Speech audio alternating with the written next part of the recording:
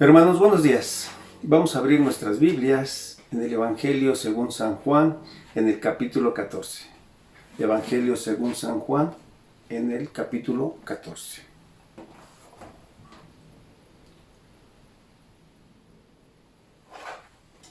No se turbe vuestro corazón. Creéis en Dios, creed también en mí. En la casa de mi Padre muchas moradas hay. Si así no fuera, yo lo hubiera dicho. Voy pues a preparar lugar para vosotros, y si me fuere y os preparar el lugar, vendré otra vez y os tomaré a mí mismo, para que donde yo estoy, vosotros también estéis. Y sabéis a dónde voy, y sabéis el camino.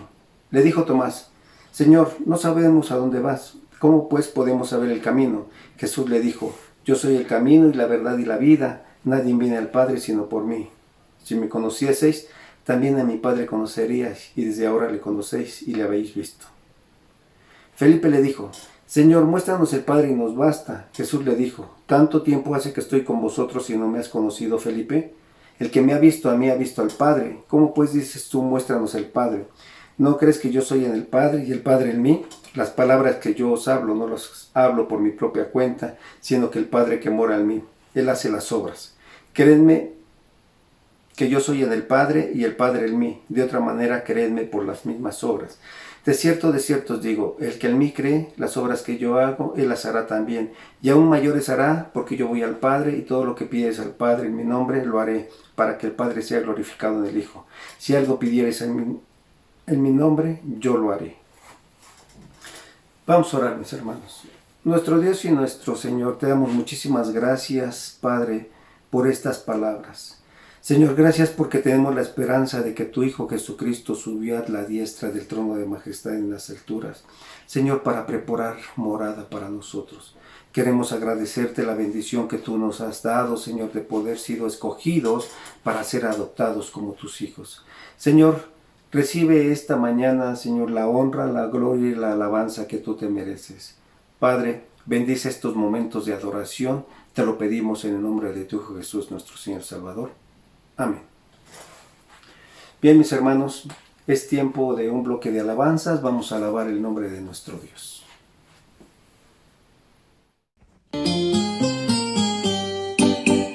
Al despertar la mañana, cándida y primaveral, escucho el concierto, su canto matinal, el susurro de un arroyo, a la sombra del palmar, las aves siempre entonan, elevan su cantar. Toda obra de sus manos entona una alabanza, porque en tu providencia conserva su esperanza. Y yo quiero con mi canto unirme a la armonía, que llegue a tu presencia con mucha alegría.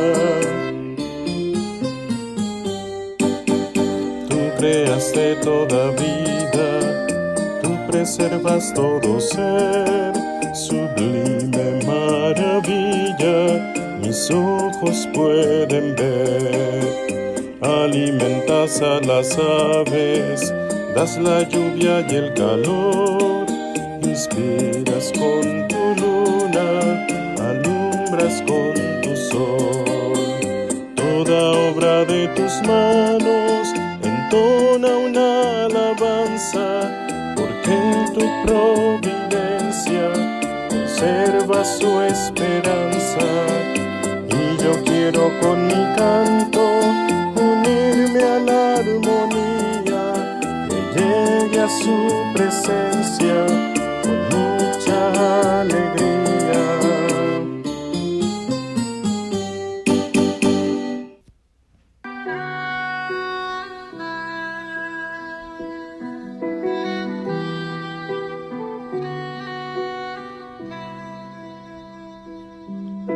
Aquí estoy, humillado ante ti, mas tu gracia está sobre mí. aquí estoy.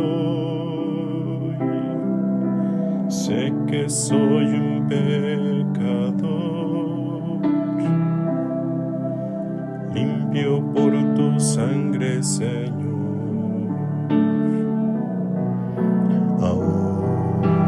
Ahora sé que no hay otro amor igual. Te diste tú por mí, regalo celestial.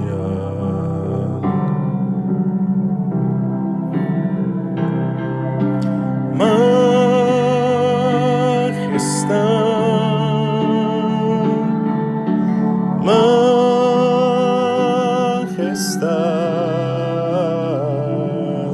me halló tu gracia tal como soy. Arruinado, tú me diste valor.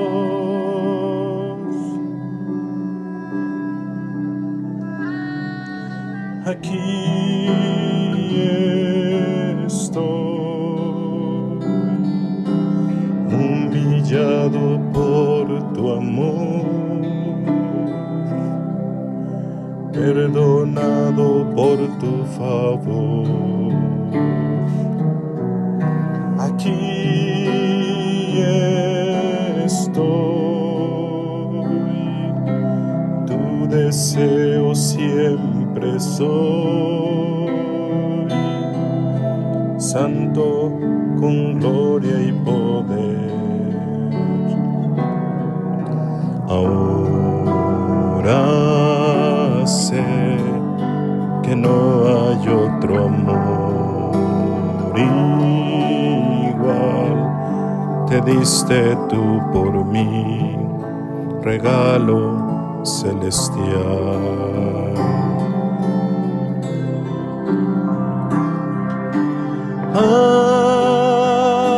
Majestad, majestad,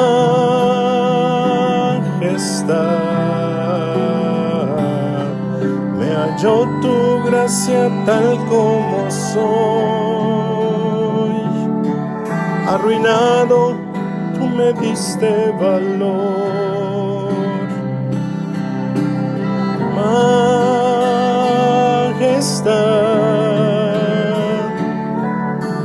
majestad,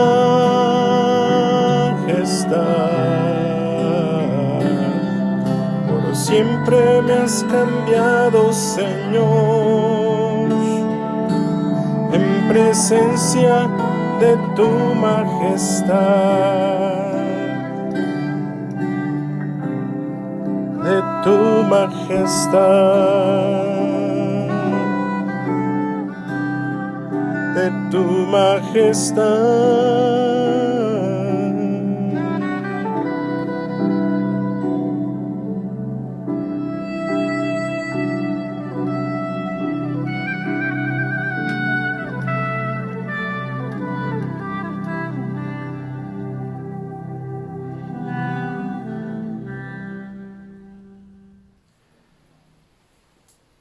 Hermanos, el Salmo 86, versículos del 1 al 7, una oración de David pidiendo la continua misericordia de Dios. Es tiempo de orar por las necesidades de nuestra iglesia. Y el Salmo dice así: Inclina, oh Jehová, tu oído y escúchame, porque estoy afligido y menesteroso. Guarda mi alma, porque soy piadoso. Salva tú, oh Dios mío, a tu siervo que en ti confía. Ten misericordia de mí, oh Jehová, porque a ti clamo todo el día. Alegra el alma de tu siervo, porque a ti, oh Señor, levanto mi alma. Porque tú, Señor, eres bueno y perdonador, y grande en misericordia para con todos los que te invocan. Escucha, oh Jehová, mi oración, y está atento a la voz de mis ruegos. En el día de mi angustia te llamaré, porque tú me respondes. Señor, sabemos que tu misericordia no se aparta de nosotros, y que en nuestra angustia, cuando nosotros clamamos a ti, tú nos respondes, Padre. Esa es nuestra confianza que tenemos, mi Dios, que podemos orar confiadamente en ti, Señor, porque Padre Santo, nosotros tenemos entrada directamente al trono de la gracia para pedir oportuno socorro por los méritos de nuestro Señor Jesucristo, porque fuimos, Padre, comprados con la sangre preciosa, como de un cordero sin mancha y sin contaminación. Bendito seas, Padre, y gracias por esa bendición que nos has dado en Cristo. Y ahora, mi Dios, queremos rogarte y pedirte, Padre, que tú bendigas, Señor, nuestra iglesia como lo has hecho hasta el día de hoy. Padre Santo, que nuestros pastores y líderes espirituales, Señor, crezcan en el conocimiento de tu palabra y que la enseñen y la prediquen de acuerdo a tu voluntad. Guárdales a cada uno en santidad, mi Dios, y que sean testimonio al mundo, Padre, como toda la iglesia, para que crean que Cristo mora y vive en nosotros. Señor, agradecemos, Padre, que tú tienes cuidado de cada uno de nosotros. Si bien sabemos que hay muchos hermanos que están enfermos y debilitados, Padre, te queremos rogar que tú bendigas sus vidas, que los fortalezcas, que les muestres el propósito por el cual se encuentran en esta situación. Señor, clamamos a ti para que tú les brindes sanidad, pero solamente en tu misericordia, en tu amor y de acuerdo a tu voluntad, Señor, clamamos para que así lo hagas. Padre Santo, rogamos por nuestros hermanos que no se encuentran sin trabajo, Padre, que tú les bendigas, que les guardes, y mi Dios, que sabemos que tú tienes cuidado de todos nosotros y nos das todo lo que necesitamos. Padre, agradecemos también el que podemos orar por nuestros hermanos, familiares, amigos, Señor, que no te conocen. Te queremos pedir que tú de alguna manera te hagas patente en sus vidas para que vengan al arrepentimiento. Señor, gracias porque sabemos que tú tienes el cuidado de todas las cosas. Y oramos en esa confianza por los méritos de nuestro único y suficiente Salvador, nuestro Señor Jesucristo. Amén. Mis hermanos, es tiempo de otro bloque de alabanzas. Inmediatamente después, la predicación a cargo de nuestro hermano Alfredo Cabrera. Dios sabe lo que hace.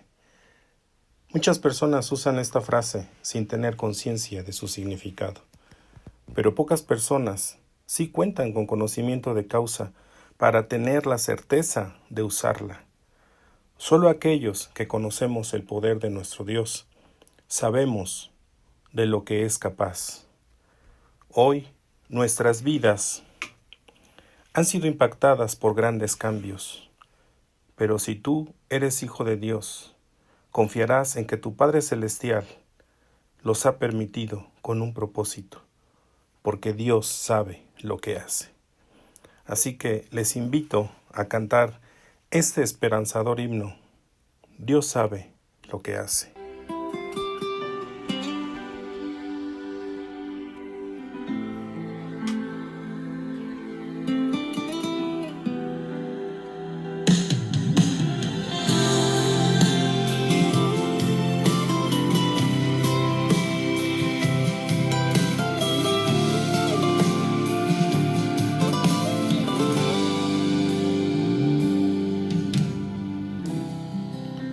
Dios sabe lo que hace. Él no llega tarde.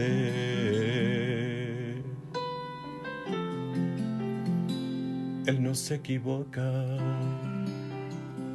Él está en control.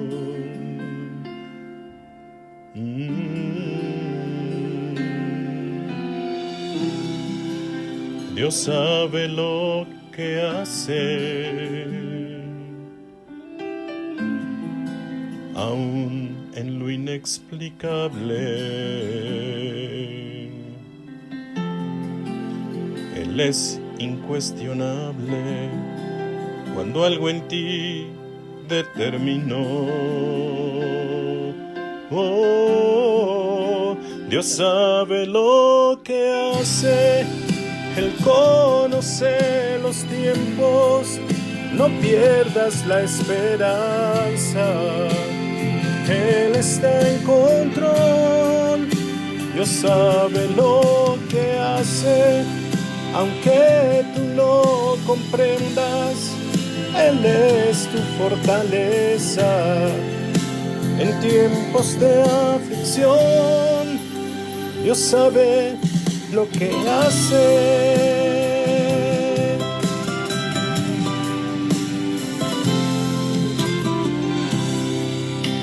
Dios sabe lo que hace,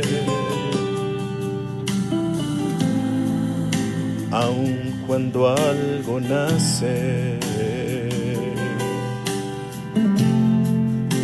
aun cuando algo muere, Él está en control.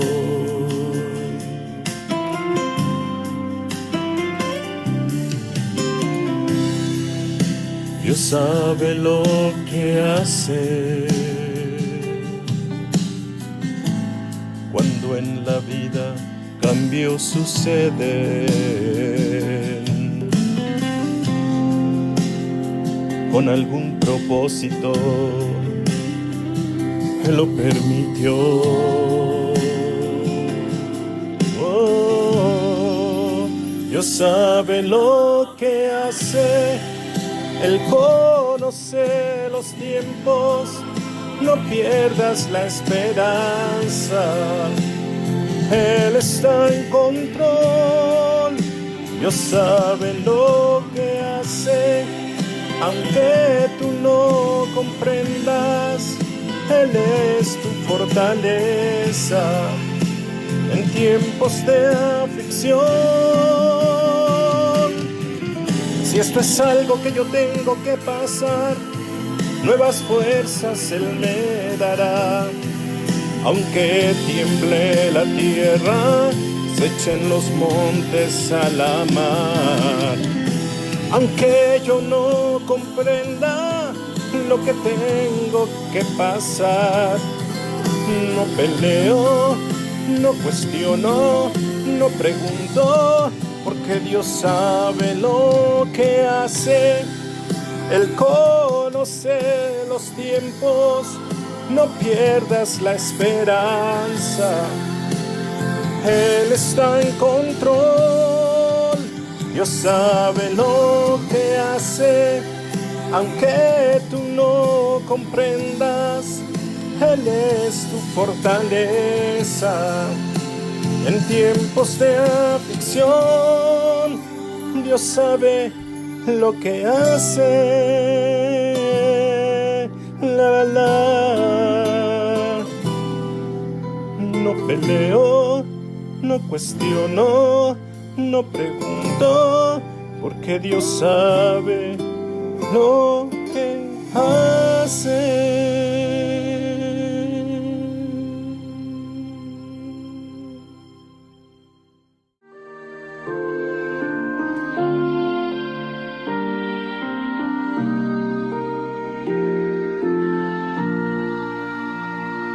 Te alabamos, tierno Cristo, te exaltamos, Dios de amor, a tu nombre gloria damos, Espíritu Consolador, nuestras vidas te entregamos, oh bendito Salvador, tú eres digno de nuestro amor y de todo honor. Te alabamos, tierno Cristo, te exaltamos, Dios de amor, a tu nombre gloria damos, Espíritu Consolador, nuestras vidas te entregamos, oh bendito Salvador, tú eres digno de nuestro amor y de todo honor.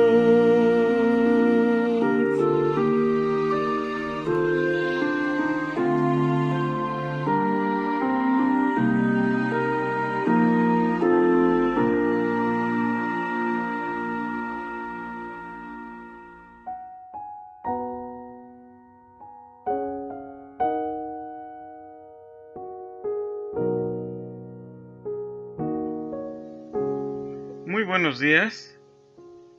Vamos a iniciar la predicación de este domingo y pues vamos a darle gracias a Dios por esta oportunidad. Les invito a todos ustedes que hagamos una oración. Bendito Dios, te damos muchas gracias por esta oportunidad que nos das de tener estos medios para estudiar tu palabra y poder compartirlo. Te pedimos, Dios, que tú seas nuestro maestro, tú nos enseñes y que pues esta predicación sea de bendición, edificación a los que la vean y la escuchen. Señor, te damos gracias y pedimos tu bendición en el nombre de Cristo Jesús. Amén.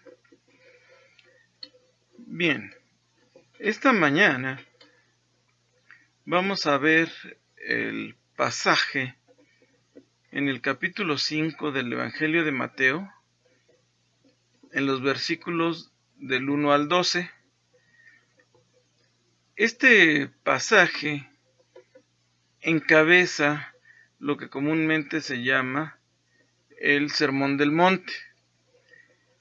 Y vamos a tratar de abarcar pues estas llamadas bienaventuranzas, porque así empieza cada versículo, y vamos a ver en ellas 9 características de los ciudadanos del reino de los cielos, a las cuales el Señor te llama a que aspires.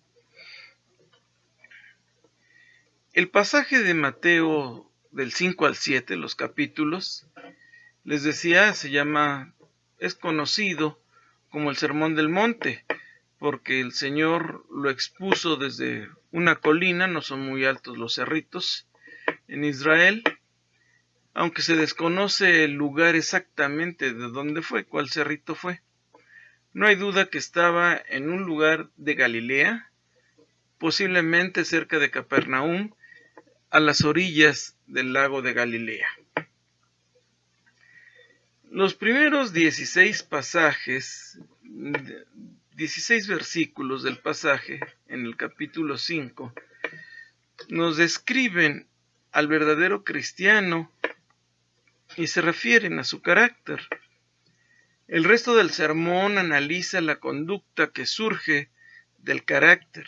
Recordemos que el carácter viene siempre antes que la conducta, debido a que lo que somos determina lo que hacemos. En los versículos del 1 al 16, Jesús nos muestra que la verdadera justicia es interior, y en los versículos del 17 al 48 señala que también el pecado es interno. Así, queda exhibida la falsa justicia de los fariseos, quienes enseñaban que la santidad consistía en acciones religiosas, y que el pecado era lo que se hace externamente, pero no es cierto. Recuerda que Dios mira el corazón, porque ahí es donde se decide cada paso de la vida. Con las enseñanzas del Sermón del Monte, Jesús corrige las interpretaciones de la ley, las tradiciones y sus aplicaciones comunes en aquellos días entre fariseos, saduceos, escribas y sacerdotes y otros líderes religiosos. El Señor no rebaja las obligaciones morales, al contrario, las hace más estrictas. El Sermón del Monte muestra la necesidad de un nuevo nacimiento, pues el nivel de la norma presentado es demasiado alto para ser de origen humano, es muy alto para el ser humano. El llamado de Jesús no es solo a acciones justas, sino también a actitudes justas. Todo este sermón nos muestra a Jesucristo como nuestra única esperanza para cumplir con los requisitos de Dios y nos muestra cómo es la vida en el reino de los cielos. Es de hacerse notar que tanto el nuevo nacimiento como las nuevas actitudes son trabajo de Dios desde el corazón del creyente. Debo decirles que aquí el Evangelio de Mateo nos presenta a Jesucristo como un rey que tiene un reino que está en los cielos, y así lo presenta en todo el Evangelio el escritor Mateo. Y ese énfasis pues nos pone a disposición desde este momento que vamos a ver, pues que el reino no es de seres humanos y siempre es por la obra de Dios. Vamos a ver entonces en la primera parte, en los versículos 1 y 2, que Jesús se dispone a enseñar a sus discípulos. Es muy corto esto. En los versículos del 3 al 6, como segundo punto, apreciaremos 4 bendiciones para quienes reconocen su necesidad de nacer de nuevo.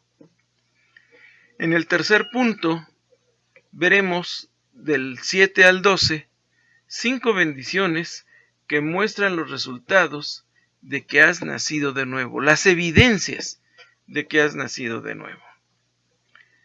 Pues bien, vamos a entrar al primer punto. Vamos a ver los versículos 1 y 2, y dice: Y cuando vio las multitudes, subió al monte, y después de sentarse, sus discípulos se acercaron a él, y abriendo su boca, les enseñaba diciendo. Los versículos se los voy a ir leyendo, los que vaya yo mencionando, para preservar la atención en lo que vamos a estar estudiando. Estos versículos, el 1 y el 2, se presentan como una introducción para que el lector ponga toda su atención a lo que se va a decir. Menciona la postura que toma el Señor al inicio de este sermón, y era la misma que adoptaban los rabinos, o sea, los maestros de la Torá, mientras enseñaban. Encontramos aquí la indicación de que se sentó.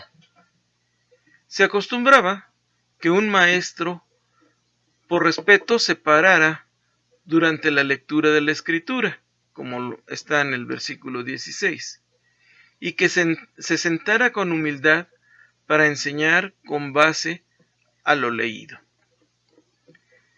También anotamos que la palabra que aquí se menciona como discípulos no se refiere a los 12, como algunos escritores o algunos comentaristas opinan, sino a la gran multitud que seguía al Señor. En Mateo 7:28 encontramos que esa multitud, la gente, se admiraba de su doctrina. Bien, esa es la postura que tomaba el Señor. Él tomaba un lugar para entonces disponerse a enseñar a la gente. Pasamos al segundo punto. Vamos a estar viendo los versículos del 3 al 6 y nos vamos a ir deteniendo. Son 4 bendiciones para quienes reconocen su necesidad de nacer de nuevo. Tú podrás darte cuenta que estas características son para anhelar, como lo vimos, te invitan a aspirar a ser un ciudadano del reino de los cielos. Vamos a observar también que hay un proceso, una progresión definida en estos versículos. Muestran cómo la persona empieza con su propio sentido de pecado y finalmente llega a ser un hijo de Dios, y los resultados que entonces siguen. Nótese que estos versículos tratan con actitudes. Lo que pensamos en nuestros corazones, nuestra perspectiva de vida, o sea, lo que hay ahí en el corazón. La palabra bienaventuranza, que vamos a encontrarla en cada versículo, se refiere a las actitudes que deben estar en tu vida si eres un verdadero cristiano. Y si no lo eres, puedes aspirar a tenerlas. Esa es la invitación del Señor. Observa que cada uno de estos versículos empieza con una misma palabra: bienaventurados. Literalmente significa feliz, afortunado, dichoso. Se refiere a algo más que una emoción superficial, no es una emoción nada más. Literalmente es algo que viene del interior. Jesús describe aquí el bienestar divinamente concedido que solo pertenece al creyente. Las bienaventuranzas demuestran que el camino a las bendiciones celestiales es totalmente opuesto a la forma mundana que normalmente se sigue para buscar la felicidad. Ahora que está tan de moda que se le diga a la gente que busque la felicidad o que vino a nacer, que nació para ser feliz, no es así. El punto de vista de Dios es muy diferente y para nada tiene que ver con lo que enseña el mundo. La idea del mundo es que la felicidad se fundamenta en riquezas, alegría, abundancia, lujos y cosas semejantes. La verdad es totalmente opuesta. Las bienaventuranzas ofrecen la descripción que Jesús hace del carácter de la verdadera fe. La palabra bienaventuranza significa bendición, de donde bienaventurado, la palabra que se usa en griego, makarios, quiere decir bendito o bendecido. Entonces, el versículo 3, vamos a revisarlo, vamos a analizarlo y dice de la siguiente manera: bienaventurados los pobres en espíritu, pues de ellos es el reino de los cielos. Y entonces tú te preguntarás, ¿y quiénes son los pobres en espíritu? Son los que reconocen su propia impotencia y recurren a la omnipotencia de Dios, sienten su necesidad espiritual y encuentran que el Señor la satisface, nada más.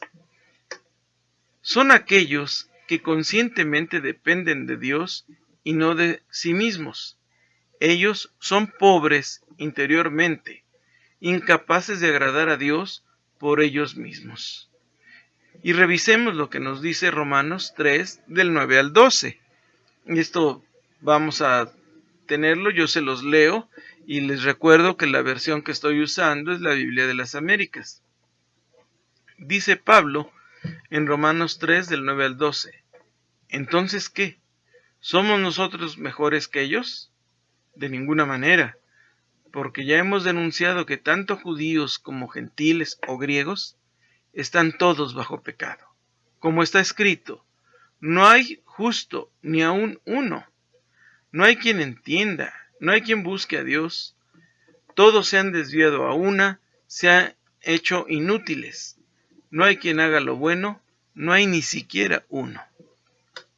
Entonces, esos pobres de espíritu son los que reconocen su deplorable condición de que no pueden agradar a Dios. Son aquellos cuyos corazones no están llenos de soberbia, orgullo y vanidad. Los que no son sabios en su propia opinión, ni piensan jactanciosamente acerca de sí mismos. Por el contrario, son humildes en las cuestiones espirituales, pues reconocen que si nada son, nada valen. Saben que si algo tienen, lo deben al Señor, dador de todo don perfecto, como nos lo dice Santiago 1:17. Y por eso mismo, de Él, de Dios, deben esperar todo y depender siempre. El Señor está hablando de los que saben que son pobres en espíritu, pues hoy ellos conocen su necesidad y desean riqueza espiritual. Los pobres en espíritu reconocen, son honestos en reconocer su propia flaqueza y debilidad, su necesidad de bendiciones espirituales, de buscar del Señor socorro y fortaleza para su espíritu, y a Él acuden sabiendo que los sacrificios de Dios son el espíritu quebrantado. No es algo externo, como lo hemos dicho, según nos dice el Salmo 51:17. Los sacrificios de Dios son el espíritu contrito. Al corazón contrito y humillado, oh Dios, tú no despreciarás. Y recordando la promesa que Dios mirará al pobre y humilde de espíritu, es como lo dice el profeta Isaías.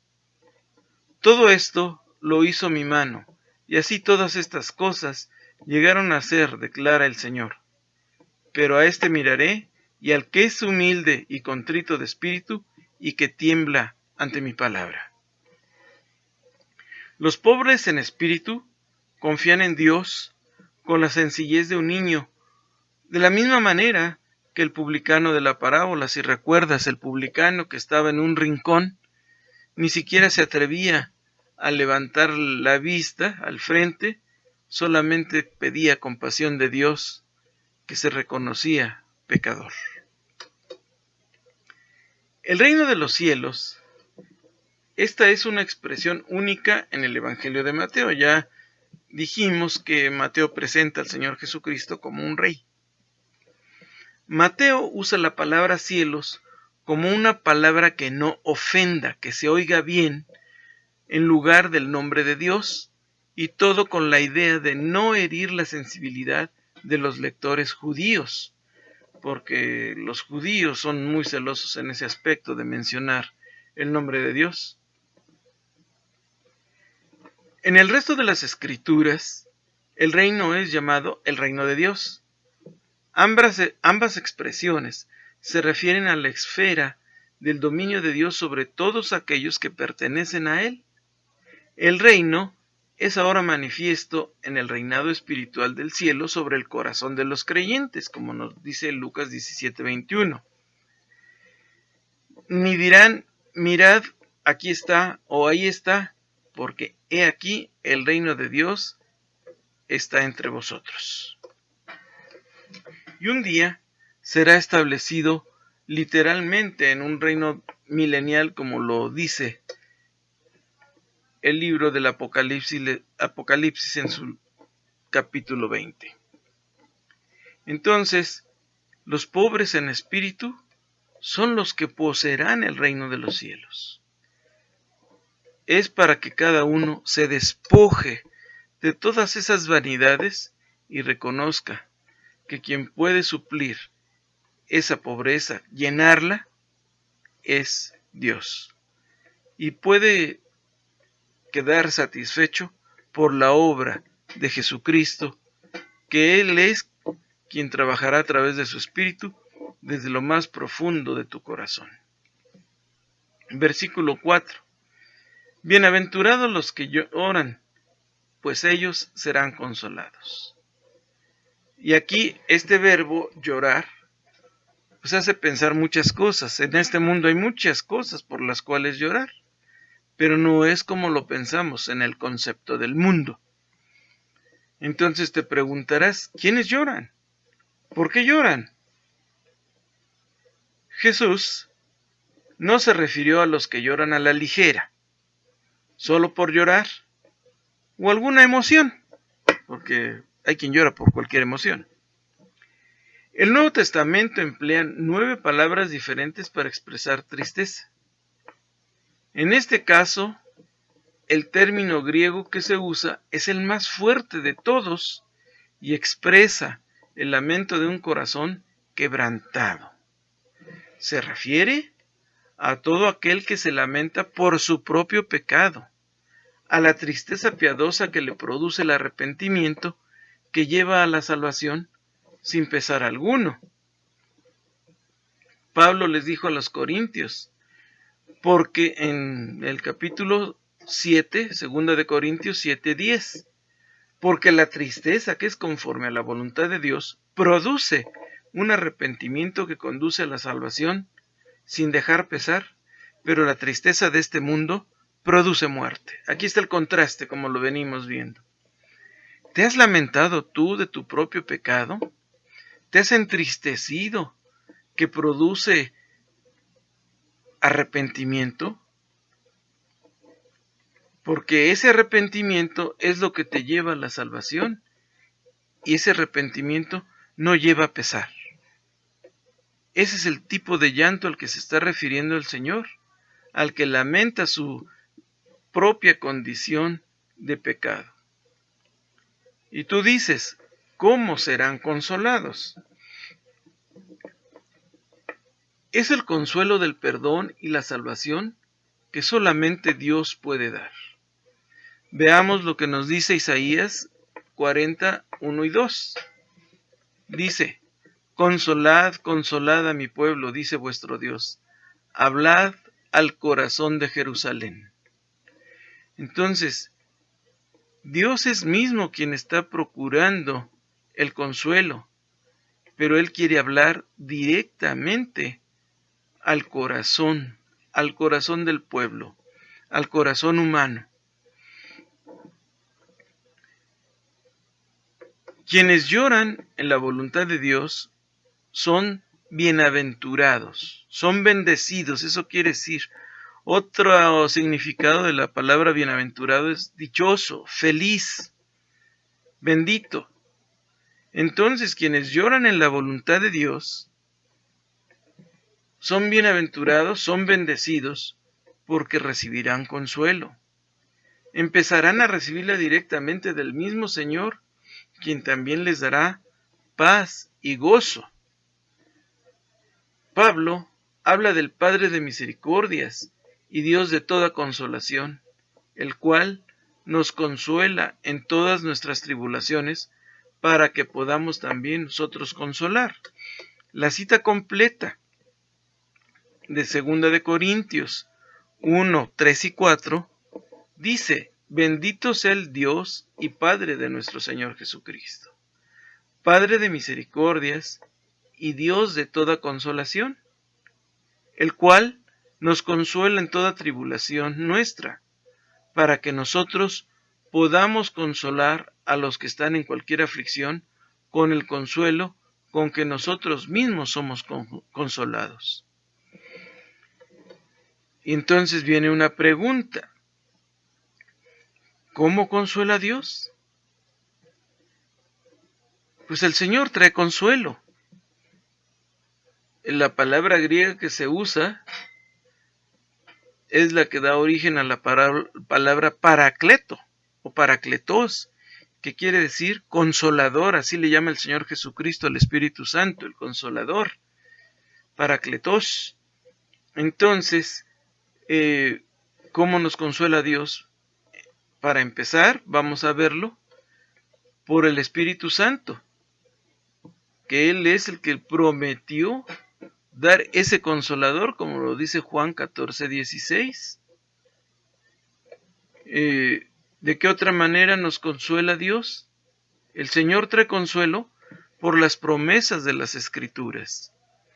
En 2 de Pedro 1:4 encontramos que Dios nos ha dado grandísimas promesas para que a través de ellas participemos de su santidad. ¿De qué otra manera consuela a Dios? Con los grandes himnos de la fe cristiana.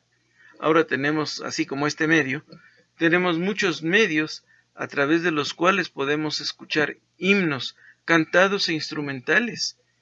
Y dice en Efesios 5:19 que nos alegremos con himnos, salmos y cánticos espirituales. Eso es lo que alienta el corazón. Con los grandes himnos Dios nos consuela. ¿De qué otra manera? Por la oración. Cuando tú depositas en oración a Dios tus peticiones, una vez que las has entregado, trae consuelo, trae paz. Y como acabamos de ver, Dios nos consuela por medio de otros creyentes, como lo leímos en 2 de Corintios 1, del 3 al 7. Y dice que por su misericordia, al estar en alguna aflicción, somos consolados. Dios es el que consuela. ¿Sí? Él es el Dios de toda consolación, es un atributo de Dios. Él nos consuela. dice que nos consuela en cualquier conflicto, cualquier tribulación es un conflicto, un problema. Pero fíjate el propósito de este consuelo. Ahí mismo, en el versículo 4 dice, para que nosotros podamos consolar a los que están en cualquier aflicción. O sea, para que Dios te use. ¿Has recibido el consuelo de Dios? No se va a quedar ahí. Dios quiere que lo uses en consolar a otros que también tienen aflicción y tienen necesidad.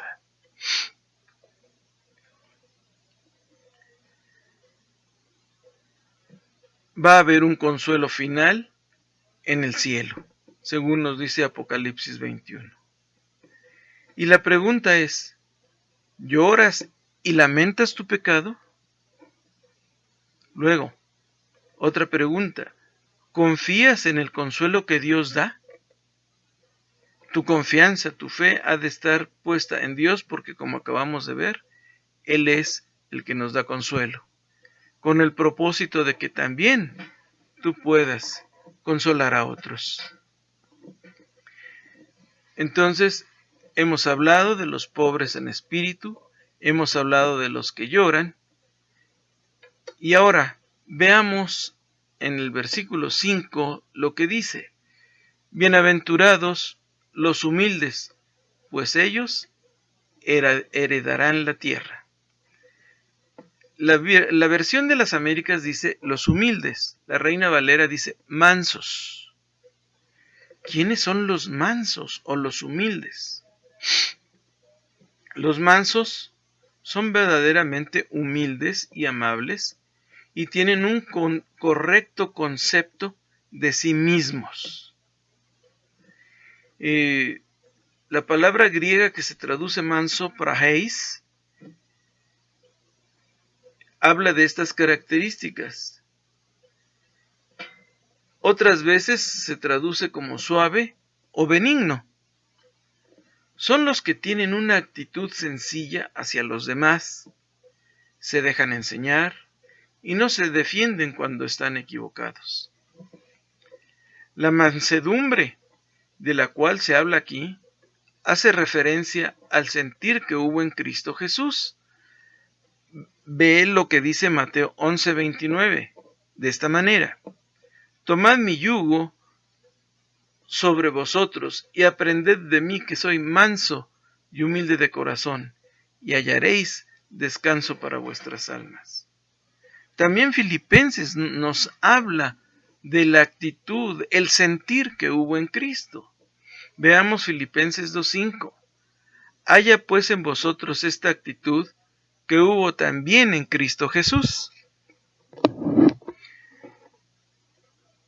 Esto es una característica a no tener un ánimo dado a la ira, la soberbia, la malicia, a no tener un espíritu rencoroso y vengativo, sino dócil, apacible, paciente con los que te ofenden. En vez de estar siempre dispuestos a devolver mal por mal, ser mansos es estar prontos a vencer con el bien el mal, como dice Romanos 12:21.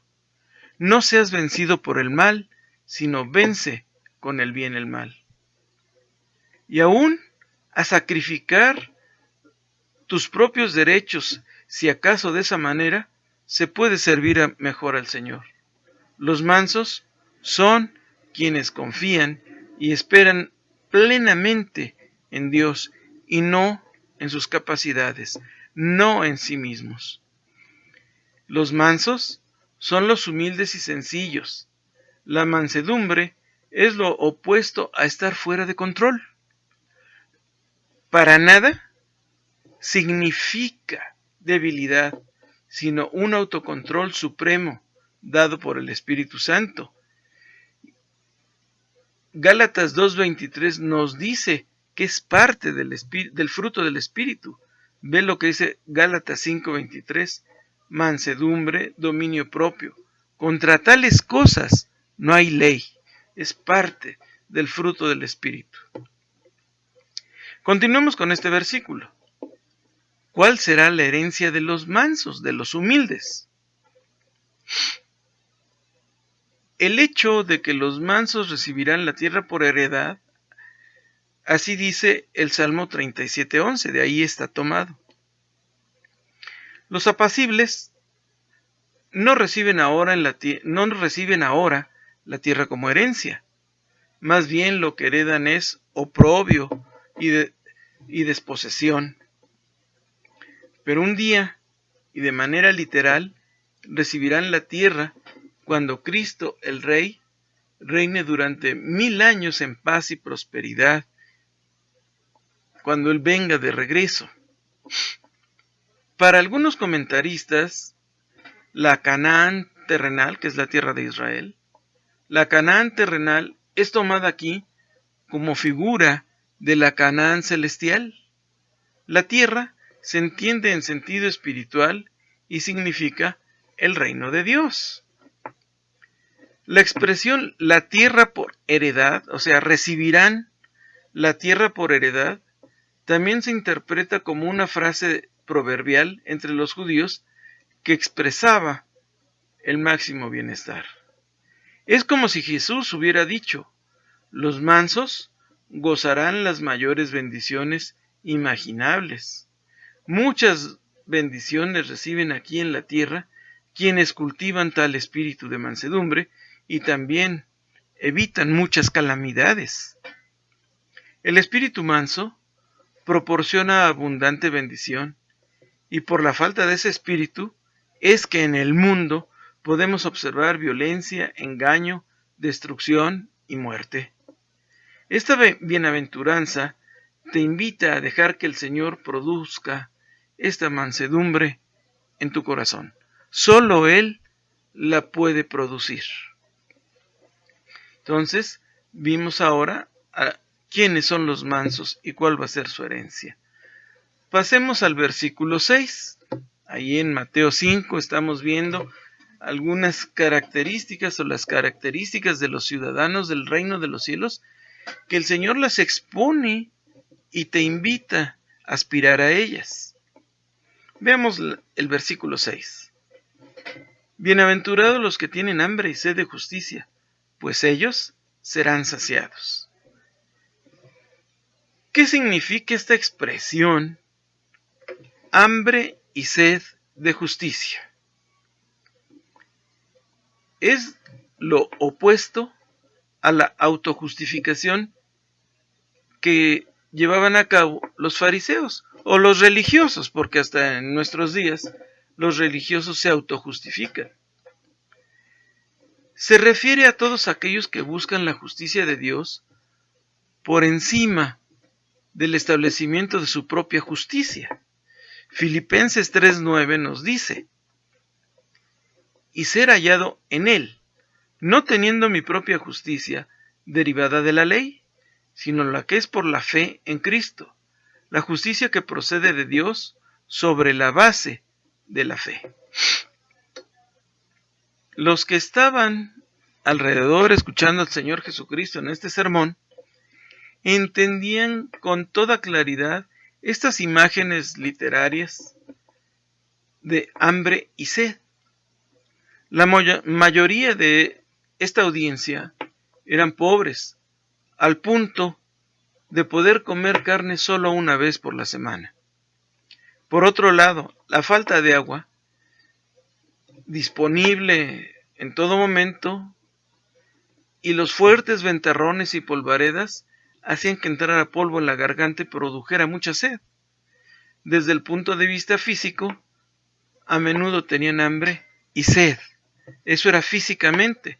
En realidad, Galilea y toda esa área tiene gran parte de desierto, y a veces se sueltan unos ventarrones que levantan mucho polvo. Entonces, era fácil que aspiraran ese polvo, que después de todo terminaba dándole sed.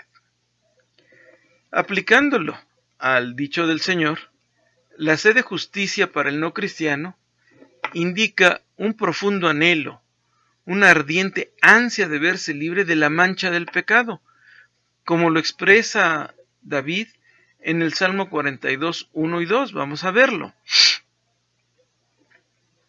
Como el siervo anhela las corrientes de agua, así suspira por ti, oh Dios, el alma mía. Mi alma tiene sed de Dios, del Dios viviente. ¿Cuándo vendré y me presentaré delante de Dios? En la versión 60 dice como el siervo brama, es anhela, busca las corrientes de agua. Entonces el salmista dice, mi alma tiene sed, ¿pero de quién? De Dios, del Dios viviente. En la Biblia Reina Valera 60, muchas veces se traduce Dios vivo, pero realmente es un verbo en acción continua, y entonces por eso las Américas dice del Dios viviente. Mi alma tiene sed de Dios, del Dios viviente. Y en el Salmo 63:1 también encontramos lo siguiente: oh Dios, tú eres mi Dios, te buscaré con afán. Mi alma tiene sed de ti, mi carne te anhela, cual tierra seca y árida, donde no hay agua.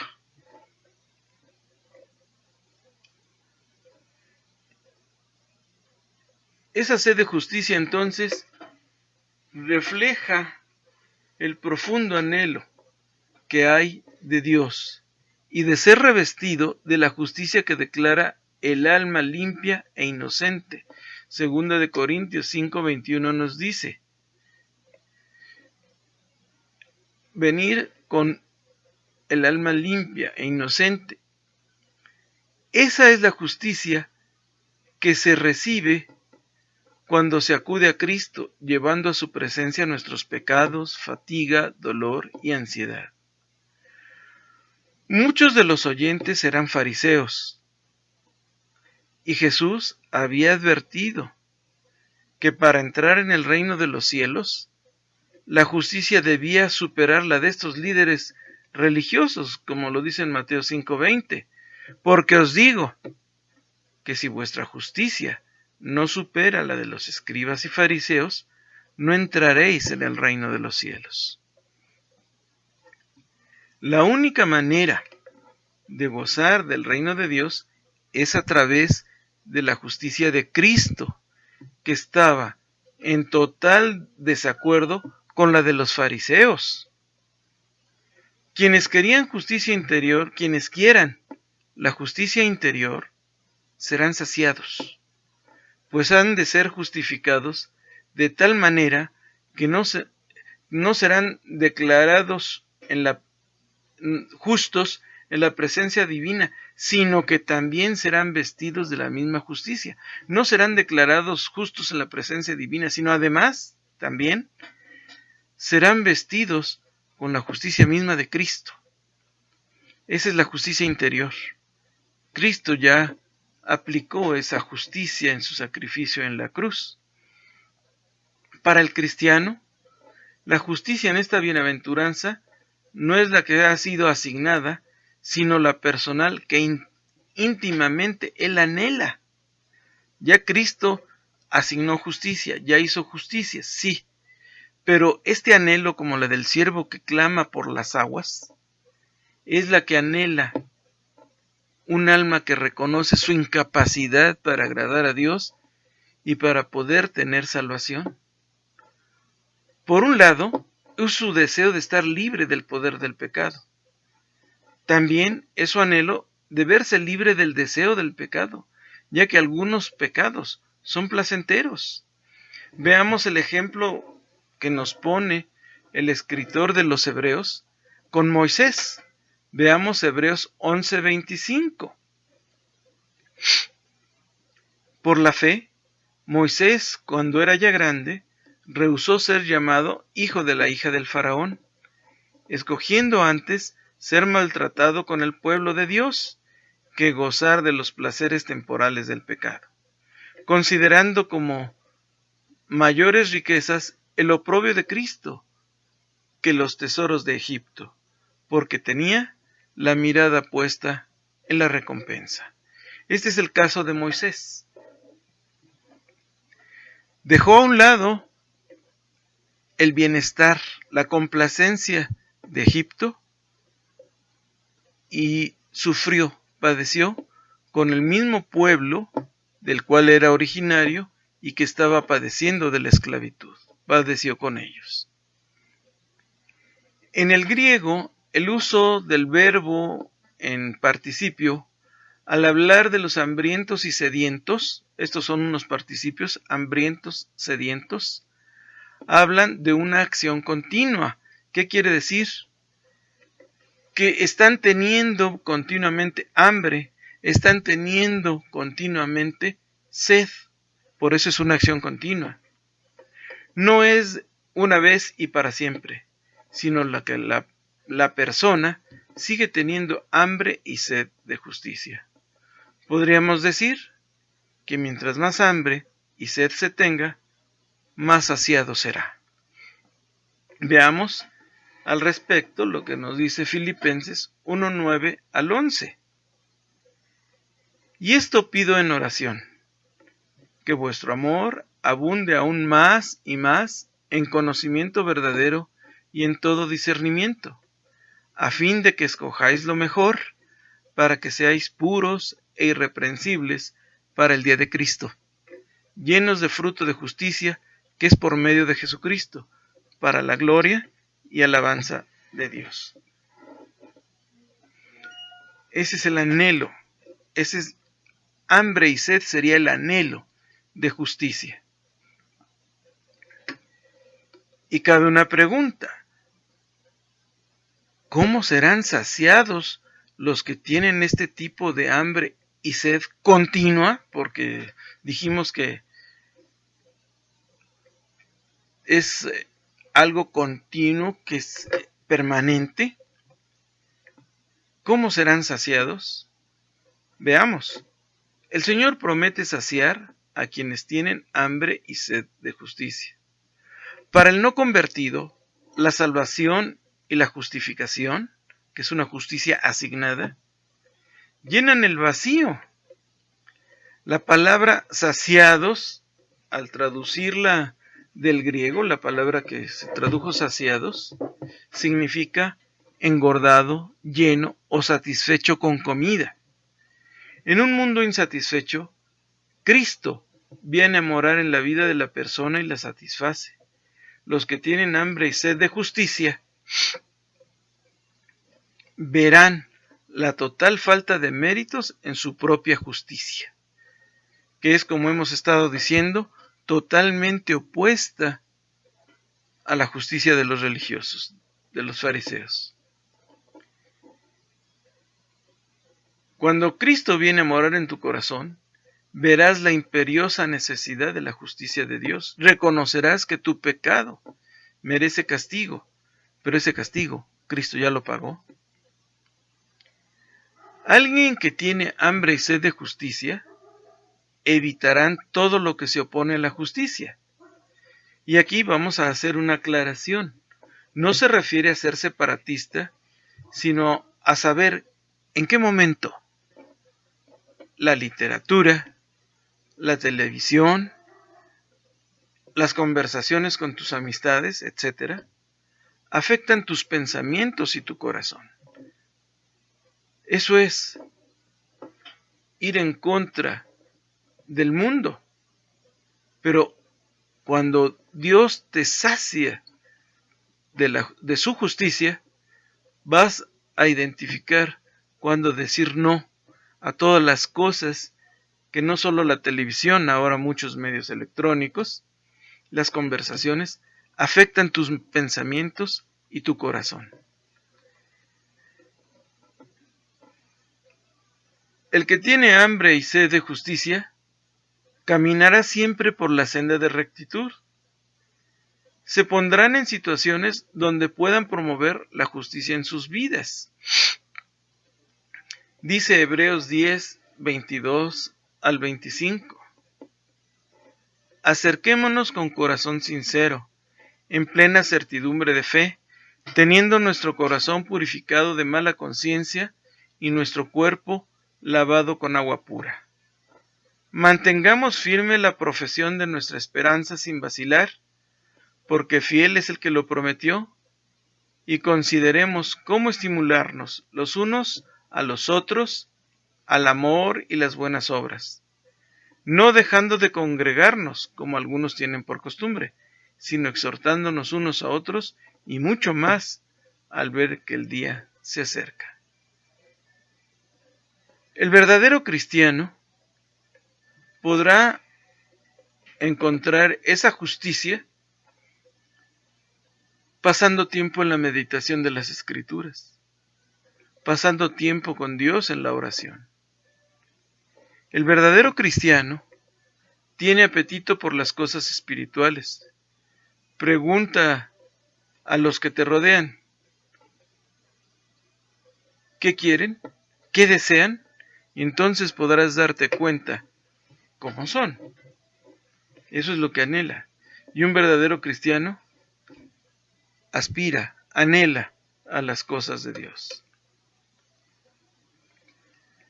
La verdadera felicidad, la verdadera bienaventuranza, no vendrá a tu vida como el mundo la ofrece y la promueve.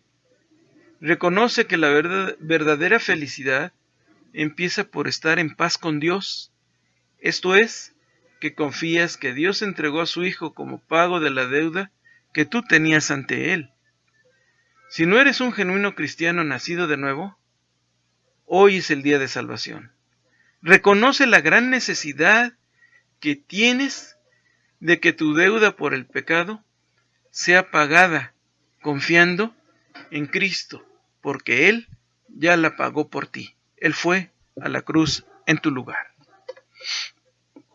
Bien, entonces, hasta ahorita, pues hemos visto 4 características de los ciudadanos del reino de los cielos.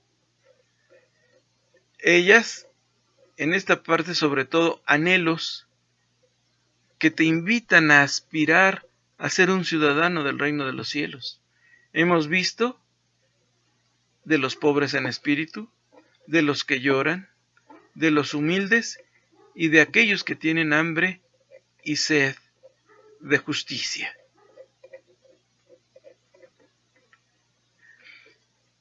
El Sermón del Monte ofrece el modelo de Dios para la felicidad y el éxito cristiano.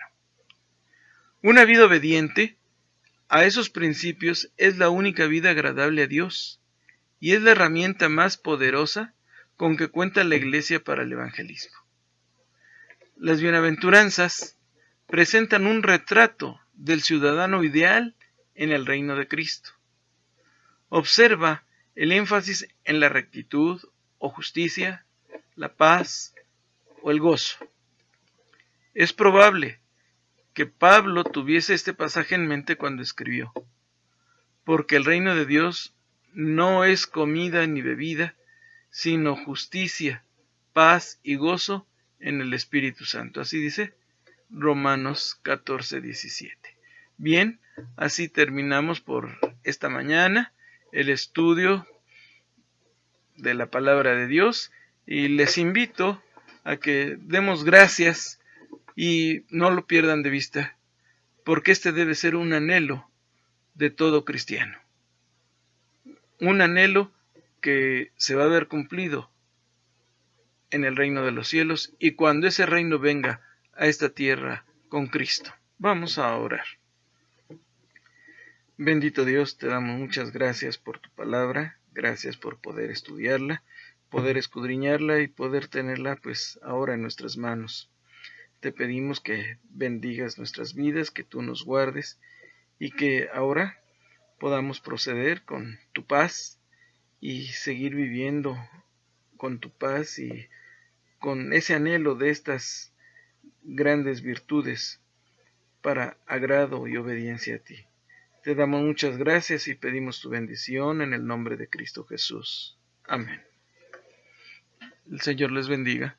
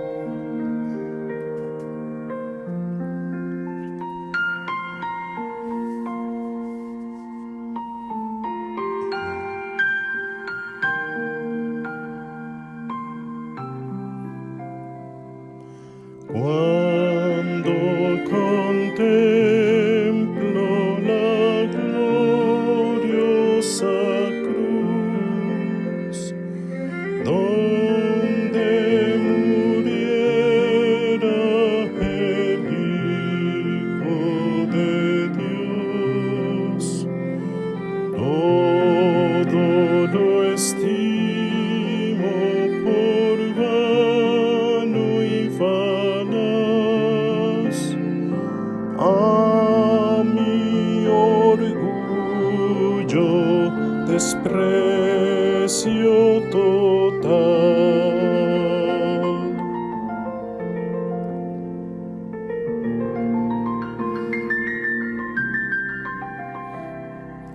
No me permitas gloriarme, Señor, salvo en la muerte de Cristo mi Dios. Todo lo vano, fascinante aquí, lo sacrifico por tu amor.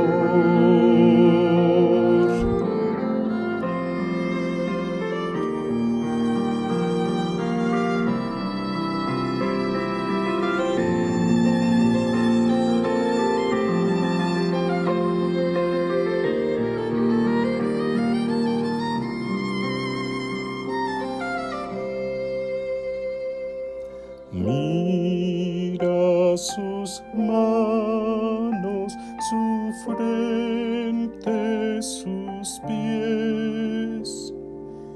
Qué extraña mezcla de amor y dolor. Cuando el amor significa morir por darnos vida, Él vino a sufrir.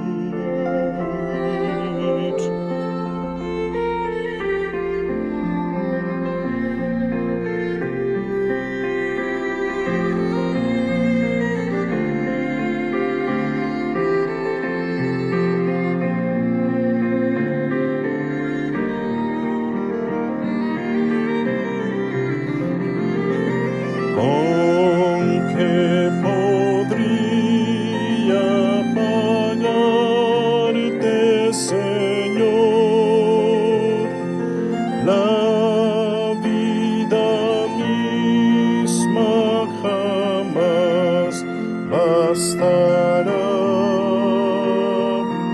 para pagar tan inmenso amor.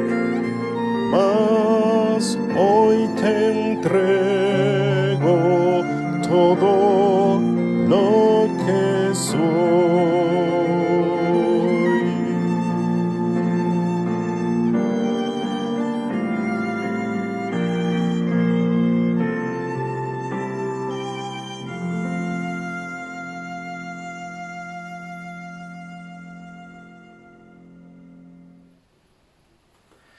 Le damos gracias a Dios por su palabra.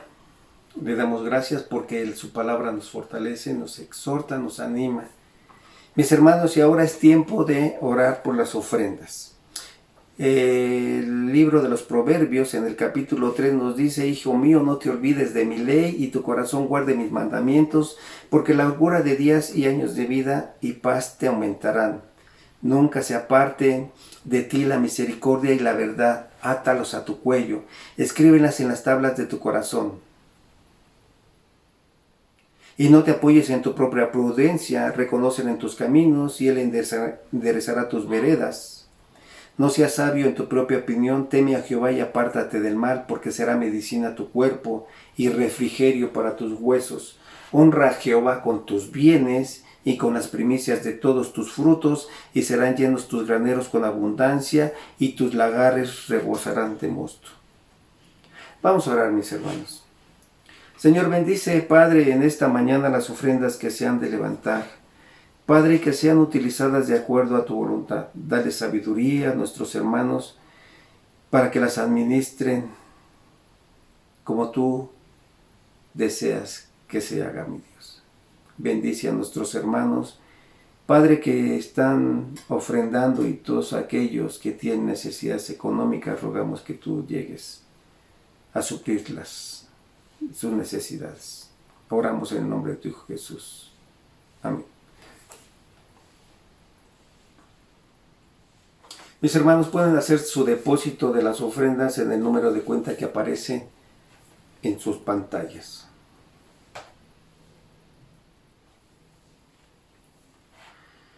Y bien, hermanos, para finalizar, les recordamos los estudios que se están dando de manera digital a lo largo de la semana. El día miércoles a las 8 de la noche, reunión de oración. El jueves a las 8 de la noche es estudio de varones. El viernes a las 7 de la noche, mujeres, estudio de mujeres en general. El sábado a las 11 de la mañana, escuela dominical. Y el domingo, después del servicio de adoración, estudio para los jóvenes. Los que no puedan tener acceso a la conexión por Zoom, pueden ver los estudios por medio de Facebook o YouTube. Y bueno, mis hermanos, pues hemos llegado al final de nuestro servicio. Bueno, tenemos que despedirnos con una oración. Mi Dios, bendice a esta iglesia, Padre, como lo sigues haciendo. Te queremos rogar que a lo largo de nuestra semana nosotros estemos meditando, escudriñando tu palabra, Señor, y poniéndola por obra en nuestras vidas. Agradecemos todas las bendiciones que tú nos das y oramos en el nombre de tu Hijo Jesús, nuestro Señor Salvador. Amén. Que Dios les bendiga.